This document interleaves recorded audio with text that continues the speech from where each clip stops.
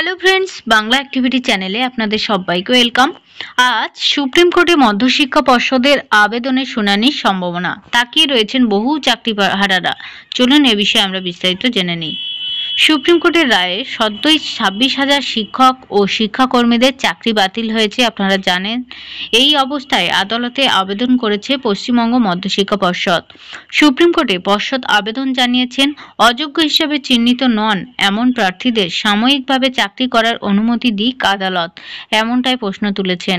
আজ মধ্যশিক্ষা পর্ষদের আবেদন শুনানির সম্ভাবনা সুপ্রিম কোর্টে, এই দিকেই কিন্তু তাকিয়ে রয়েছেন চাকরিহারারা। সোমবার সুপ্রিম কোর্টে যায় মধ্যশিক্ষা পর্ষদ। তারা আবেদন জানিয়েছে, চলতি শিক্ষাবর্ষের শেষ পর্যন্ত কিংবা যতদিন না নতুন করে নিয়োগ হচ্ছে ততদিন 2016 সালের প্যানেলের যোগ্য শিক্ষক শিক্ষাকর্মীর চাকরি করতে অনুমতি দেওয়া হোক। সুপ্রিম কোর্টের নির্দেশের পর অনেক স্কুলেই শিক্ষকের অভাবে কিন্তু ধুঁকছে, পঠন পাঠন ব্যাহত হচ্ছে। সেই বিষয়ে আদালতের দৃষ্টি আকর্ষণ করতে পারে পর্ষদ। এখন দেখার বিষয় যে সুপ্রিম কোর্ট কী নির্দেশ দেয়। অনেক ধন্যবাদ। পরবর্তী আপডেটের জন্য প্লিজ চ্যানেলটিকে সাবস্ক্রাইব করে সঙ্গে থাকবেন।